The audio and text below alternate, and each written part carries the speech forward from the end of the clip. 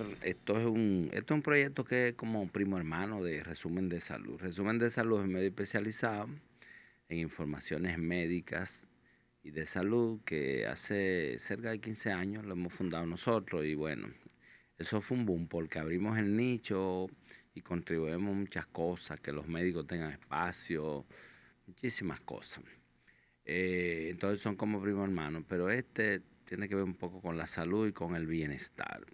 Y en esa dirección, hoy nosotros hemos traído a la doctora Elvira Méndez. Ella es nutrióloga clínica con especialidad en gestión hospitalaria, etcétera, etcétera, porque tiene un perfil que es una longaniza. Si lo leo aquí son 2 horas.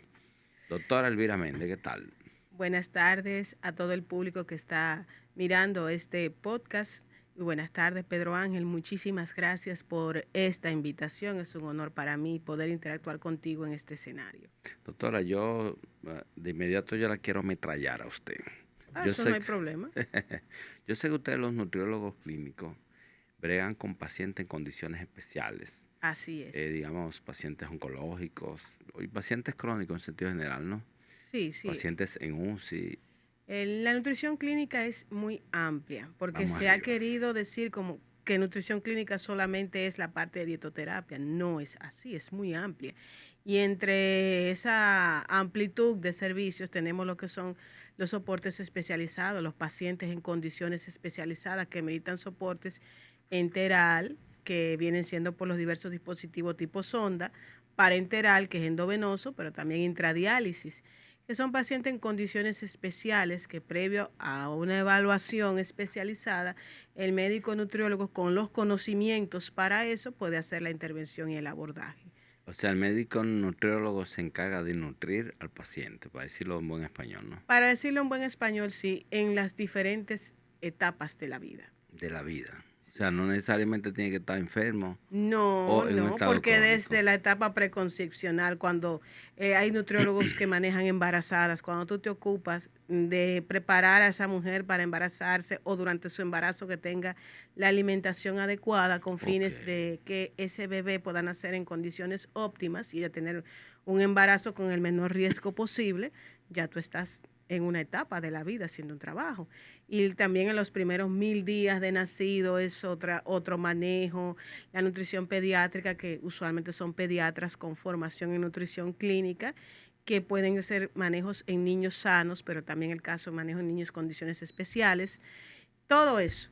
Y el adulto puede ser un adulto sano cuando vamos con la parte de la dietoterapia, personas que están en una obesidad mórbida o aquellos que lamentablemente, aunque busquen la forma por sus medios, no logran aumentar de peso, pero está también los casos de ya personas en condiciones crónicas con una enfermedad de base o con una condición de salud Ok. que los llevó a necesitar el soporte, porque estos soportes no solamente se dan en pacientes que están ingresados, hay algunos que se pueden hacer con pacientes que están en sus casas, pero con una supervisión ya especializada. Es una buena aclaración, doctora, porque cuando se habla de nutriólogo clínico, la gente tiene la percepción que es un paciente que está en cama usualmente. Esa es la percepción que tiene la gente, ¿no? Hay dos grupos. Hay unos que piensan que el nutriólogo es para rebajar gordo y engordar flacos. Y hay otros que Espérese, piensan, espérese, suave que bolero, para rebajar gordos y engordar está bueno. exactamente, y otros que piensan que el nutriólogo clínico es cuando el paciente está encamado en una condición terminal,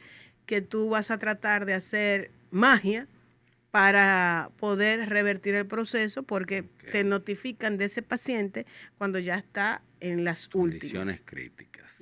están las últimas. Pero nutrición es muy amplia. Es una especialidad muy interesante. Y aunque usted sea nutriólogo clínico de base, tiene que decidirse con el tiempo por cuál rama se va, porque por toda la información que hay, es muy poco probable que usted pueda, no es imposible, Ok. pero Un, médi- un es, médico general de la nutrición clínica, en nutriólogo no, porque en médico general no, porque por tiene que tener ejemplo. unos conocimientos Digo, por base ejemplo, ¿no? y ya se está desarrollando lo que es la especialidad de nutrición clínica basada en una formación en medicina interna previamente y luego ser nutriólogo clínico, o sea, como subespecialista y como dije, nutrición pediátrica, que son pediatras, ya se está formando así, que son pediatras que luego van y se especializan, se subespecializan en nutrición clínica. Y hay otras formaciones que son a base de maestrías, de posgrado, pero que tienen otra formación de base que te capacitan, que te habilitan para tú ver todas estas diversidades de pacientes. Y eso no se confunde mucho con los médicos especialistas en endocrinología. Es que endocrinología tiene otras funciones. Ok. El endocrinólogo, que es un universo bastante amplio, tiene otras funciones muy diferentes a la del nutriólogo. Podrían converger en algunas situaciones en pacientes con trastornos del peso, ya sea con obesidad o con una delgadez extrema, por enfermedades de base que pueden llevar a este paciente, a esta persona, a esta condición. Pero son especialidades que van de la mano en algunos momentos, pero tienen sus diferencias. Doctora, y usted dijo ahí al principio, pacientes en condiciones especiales, ¿sí? ¿Qué es un paciente en condiciones especiales? O repita lo que, como que Miren, no le cogí el pacientes piso. en condiciones especiales, por ejemplo, para decirte, toda la persona que está en una situación vulnerable de su salud necesita el apoyo nutricional, pero aún más cuando el paciente empieza a cronificar su cuadro, en donde la ingesta se puede ver comprometida de una manera voluntaria, o aunque sea de una manera voluntaria, sea insuficiente. Okay. Y además, después de que usted hace el abordaje, que conversa con el paciente si está consciente, o con el familiar, se da cuenta de que esto, porque antes se pensaba que para tú abordar a un paciente tenía que esperar 7 días de ayuno, de ingreso, pero cuando tú haces la evaluación y le preguntas al paciente, viene desarrollando un problema ya con tiempo, o el familiar te lo dice, no, mire, este no es su peso, esta tenía trastorno en su alimentación, te va diciendo ese cuadro, te lo va describiendo, que ya tú dices, esto es un paciente en riesgo nutricional. Y ahí entonces haces el abordaje, que tomando en cuenta la vía de acceso, tú decides cómo vas a hacer el abordaje y también los diagnósticos que tiene el paciente, la conducta que van a tomar los demás colegas con ese paciente, porque es algo que lo van a investigar. Por ejemplo, un paciente que tiene una condición respiratoria, cardíaca, que ha estado comprometida, tú vas a evaluarlo, pero tienes que conversar con los demás colegas, porque tú puedes tomar una decisión, pero dices, no, espérate, yo tengo un control en líquidos, que hay que tener cuidado con lo que tú le vas a dar, o yo tengo ciertos controles porque es un paciente con ciertos antecedentes. Es un universo muy amplio. Okay. ¿Y qué sucede? Tomando en cuenta todo eso, tú decides el abordaje.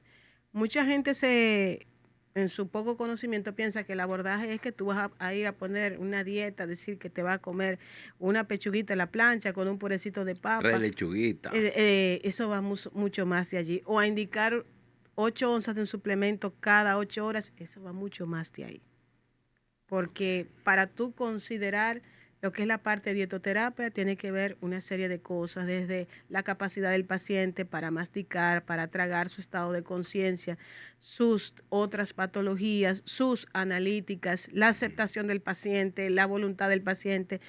También ver que la vía oral, en este caso, vamos a suponer que el paciente come, qué cantidad come, recuento alimentario, si tienes que considerar otro tipo de soporte complementario, porque tú lo que quieres es ayudar a que ese paciente responda rápido a la terapia. Ok. Doctora, nosotros en trabajo nuestro como periodistas recibimos recurrentes quejas de pacientes y hasta de médicos con el tema de las ARS.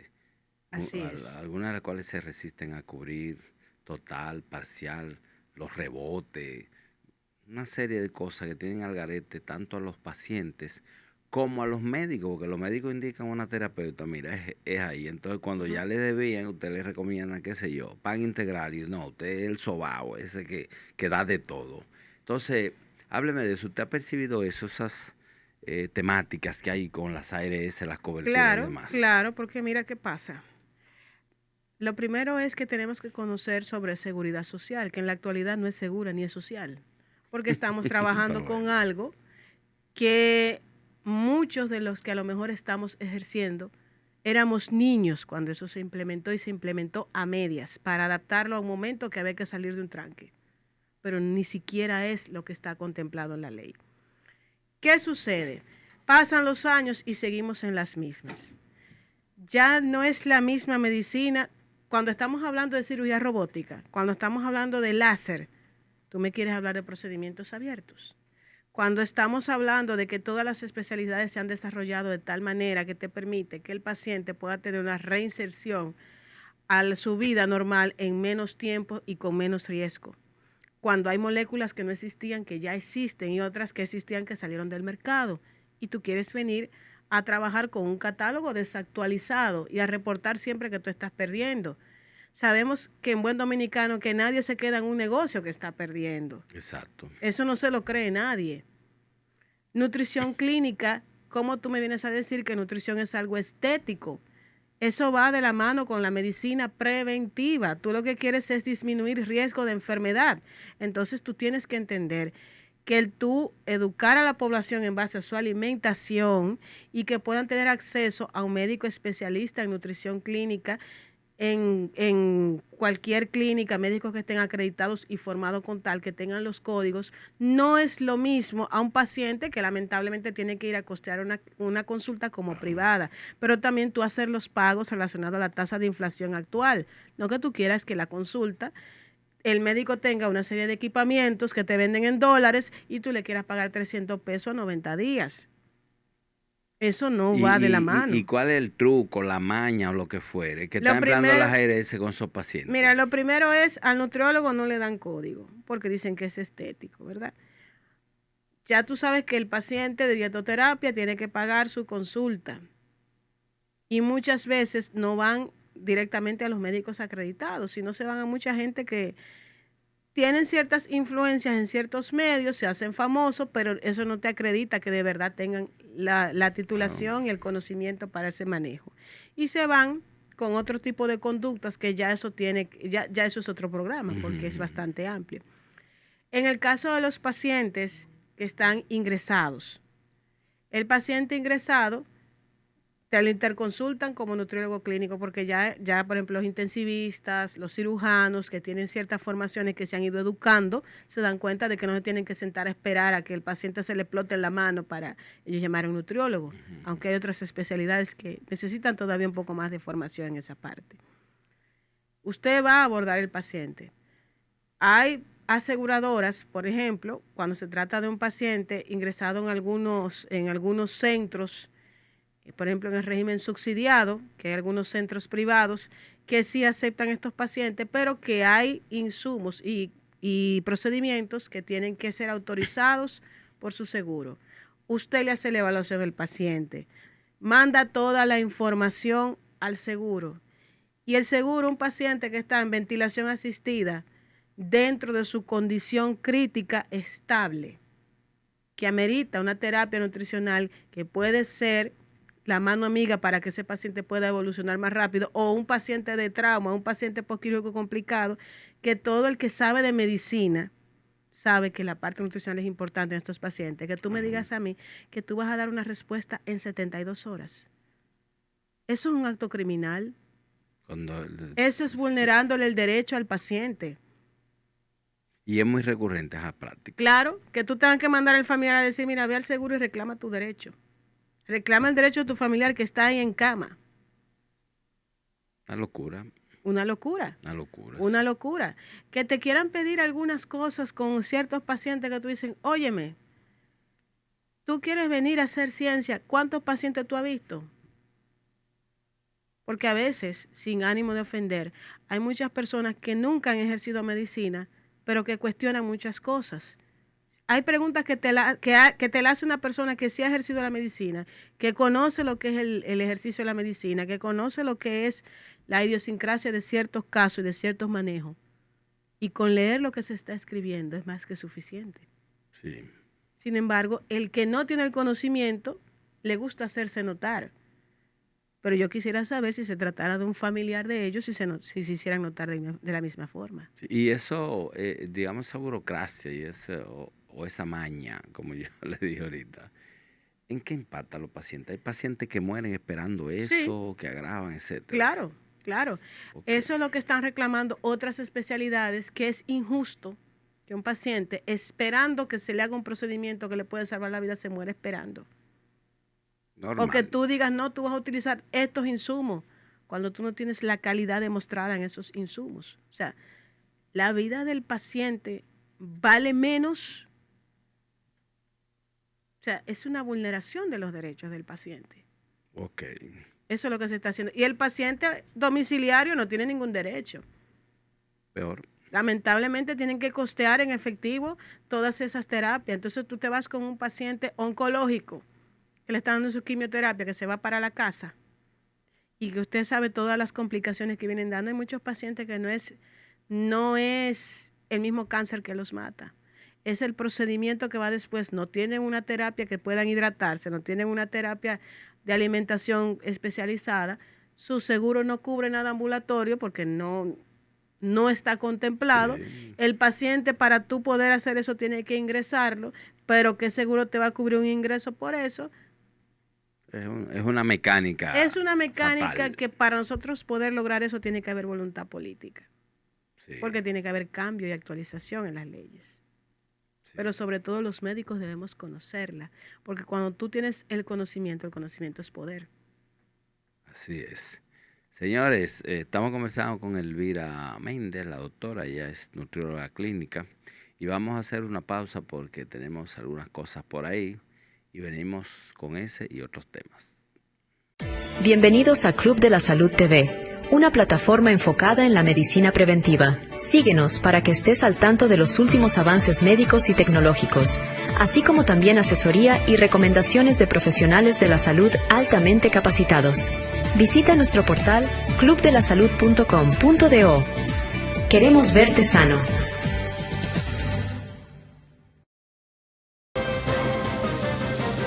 Atención, en el país todo está cambiando y la televisión digital llegará para todos. Si tienes un televisor tradicional, no te preocupes. En Indotel te llevamos gratis a tu misma casa una cajita convertidora para que la conectes fácilmente con tu antena y sigas disfrutando de tus canales locales ahora con mejor imagen y sonido. Nuestra tele sube de nivel. Muy importante, recuerda que la cajita es gratis y es una por familia, para que todos tengamos la oportunidad de disfrutar de televisión con calidad. Entérate de cuándo estaremos por tu comunidad a través de nuestros medios de comunicación. Recíbela con tu cédula y recuerda, de la antena a la cajita, la televisión digital llega para todos. Instituto Dominicano de las Telecomunicaciones, la tecnología al servicio de la gente. Estamos donde ocurren las actividades de salud y bienestar.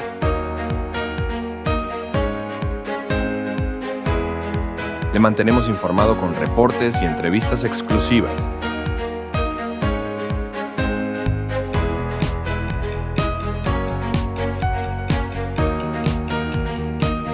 Contáctenos para sus coberturas.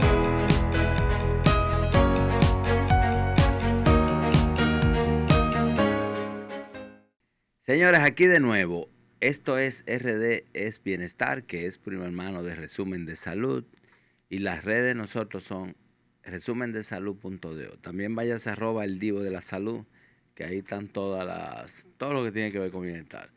Tenemos aquí a la nutrióloga clínica Elvira Méndez. Y ya hablamos una parte de una maña letal que tienen las ARS con esto de los pacientes. Pero ahora yo quiero que, Elvira, hablemos de nutrir a la gente. Yo quiero que tú me hables, primero, qué es una buena nutrición, y segundo, qué es una buena nutrición para los segmentos que la gente que corre, que camina, que hace senderismo, que monta bici, que gasta sobre todo energía física. ¿Qué es una buena nutrición? Mira, una buena nutrición debe ser, en primer lugar, asequible. Porque nosotros hablamos mucho de una buena nutrición, una buena alimentación, pero tú tienes que ver el medio donde vive cada quien. No te puedes poner a hablar de ciertos tipos de alimentos. No es lo mismo el que vive aquí, por ejemplo, en Santo Domingo, que una persona que vive en la frontera o una persona que viva en un campo del Cibao. El acceso a sus alimentos es diferente. Claro. Y el tipo de alimentos, el tipo de fruta, el tipo de vegetal, el tipo de víveres es diferente. Entonces, lo primero que debes conocer el entorno de la persona. Debe ser asequible, debe ser variada y debe ser también equilibrada.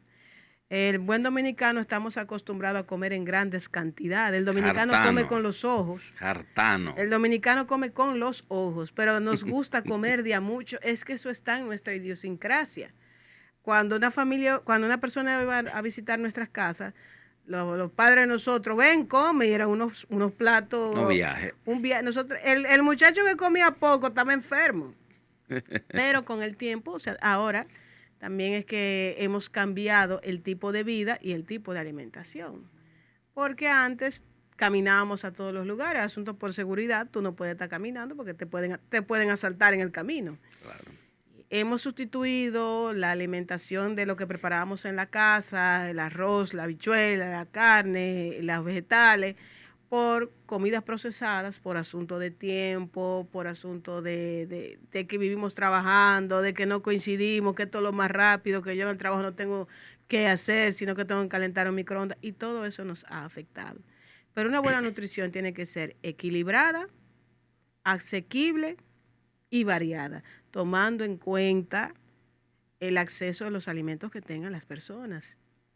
Su poder adquisitivo también es importante. Claro, y dígame la matemática del plato, porque hay una imagen por ahí que circula, y los médicos también la circulan, que es de que usted tiene un plato que tanto por ciento debe ser proteína, tanto por ciento debe ser caloría, tanto.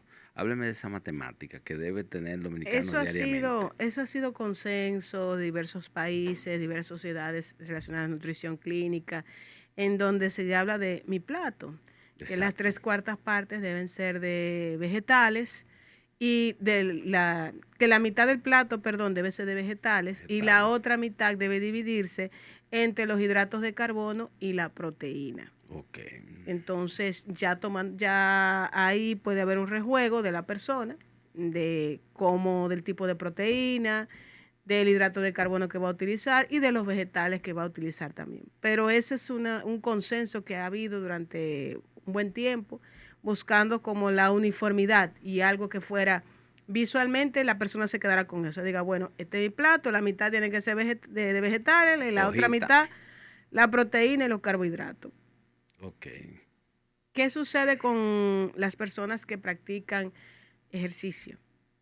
Exacto. Una cosa son los atletas y otra cosa son las personas que hacen ejercicio con fines de, qué sé yo, entretenerse, distraerse, y hay otros que lo hacen con fines de disminuir de peso o de ganar masa muscular. Okay. La alimentación de todas esas personas es diferente.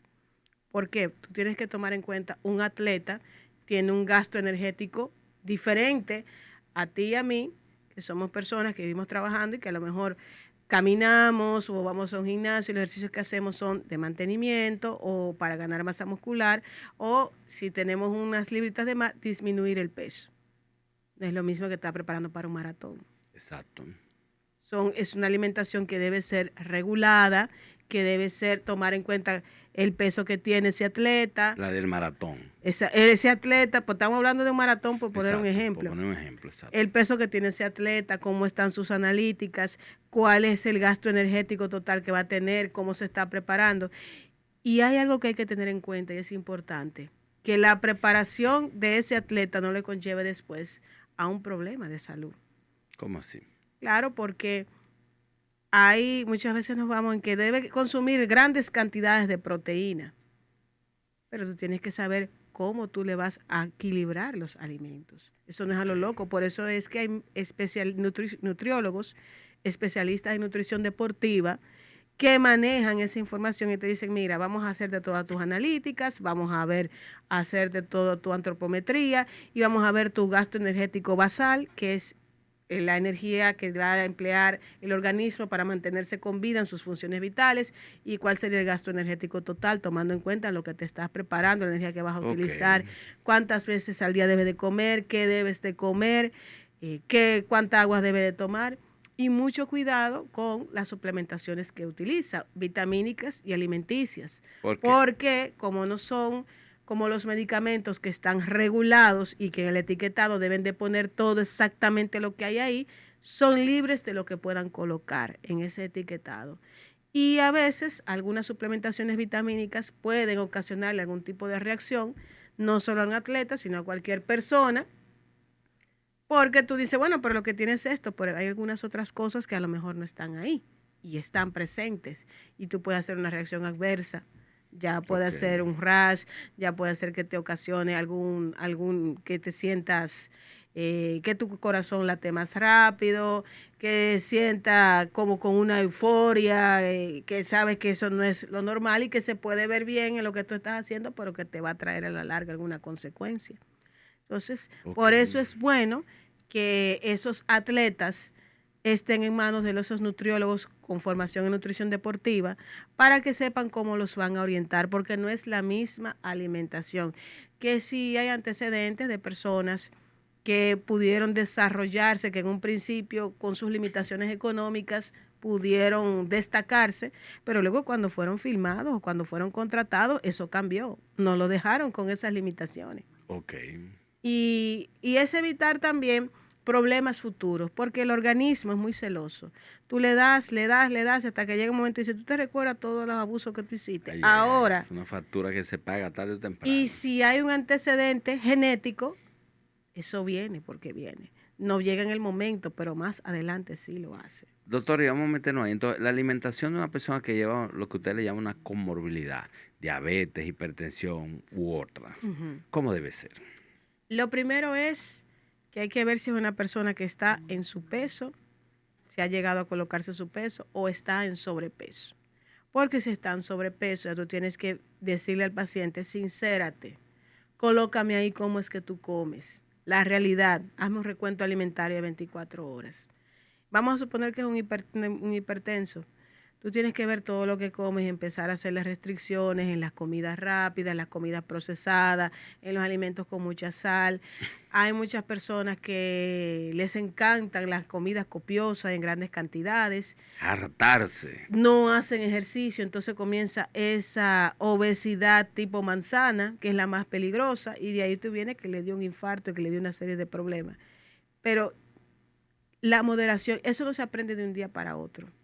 Pero tomando en cuenta el recuento alimentario que te hace ese paciente, tú empiezas a ir quitando cosas, decir, mira, tienes que comer más vegetales, tienes que menos alimentos fritos, más alimentos con una preparación más saludable, ver a qué tiene acceso, porque no es lo mismo alguien con un alto poder adquisitivo, que tú tienes un rejuego de decir, mira, vamos a cambiar todo esto por esto, a una persona con un poder adquisitivo limitado que te dice, doctora, yo como una vez al día y hay días que yo se me ve en blanco, ¿qué sucede?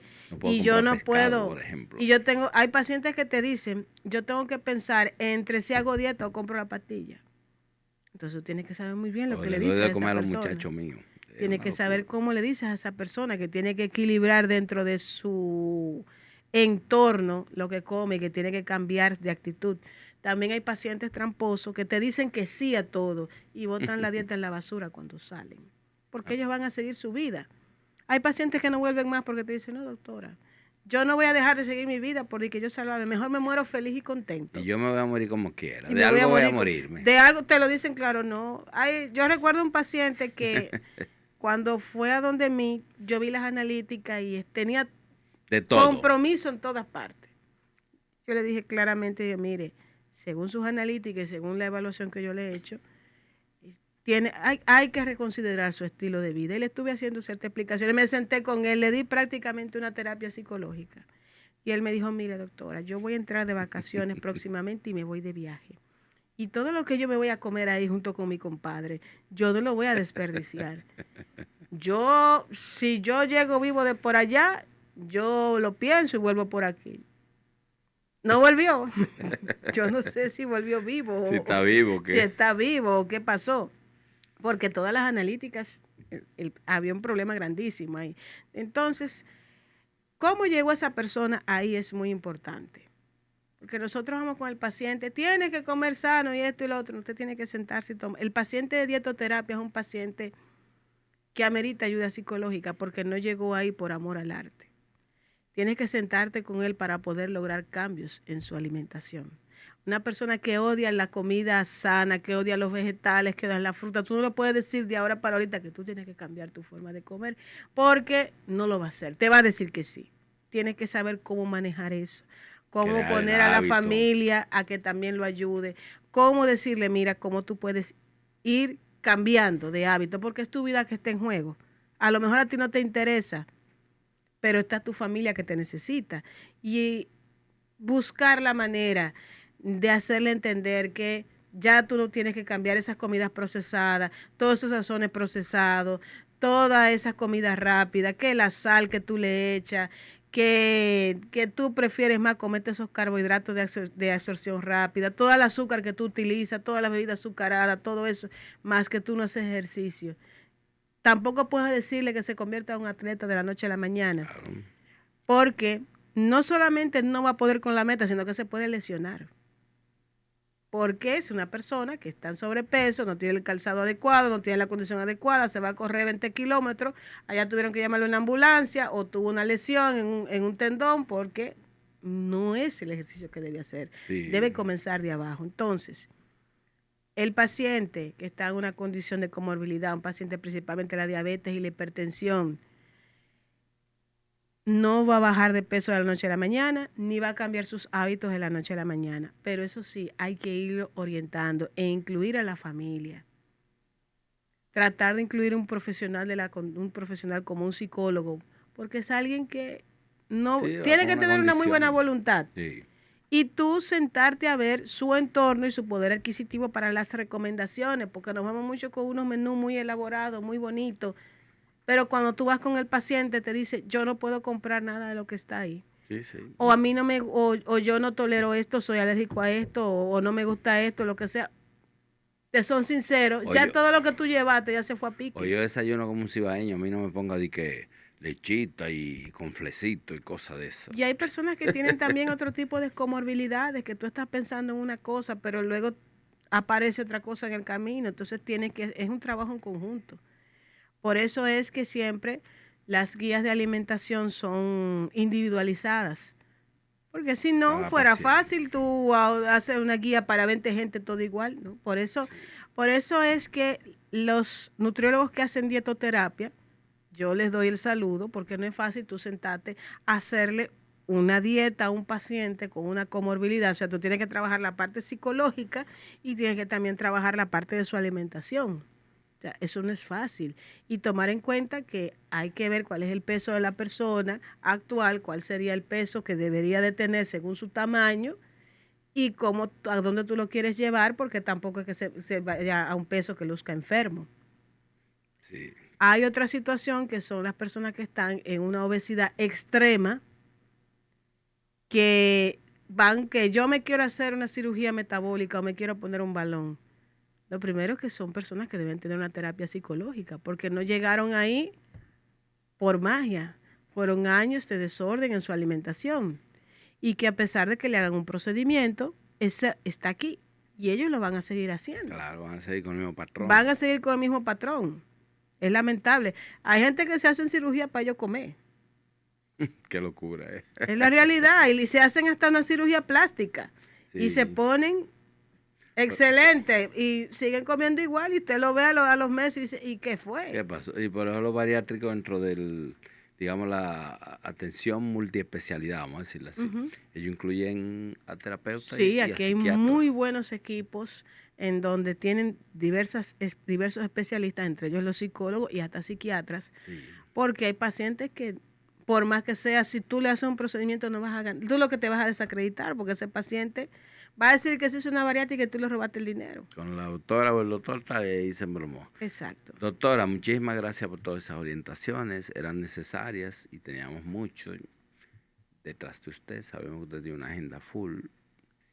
Y nada, gracias por venir. Gracias por invitarme. Díganos las redes aquí en el aire, aunque usted no las Eh, envió, pero ahí para que la producción la ponga. Doctora DRA.Elvira en Instagram y en Facebook. En Instagram y en Facebook. Usted no tiene TikTok y nada de eso. No. Póngase para eso, que usted el tiempo. Pedro Ángel, no tengo el tiempo. Suerte en eso. Nada, gracias a ustedes por estar ahí. Nada, esto se va a difundir por las redes del Nuevo Diario TV y el Nuevo Diario Podcast. La doctora también va a ser colaboradora en todo eso para empujarlo. Y las redes de nosotros, resumendesalud.do y @el Divo de la Salud. Bye.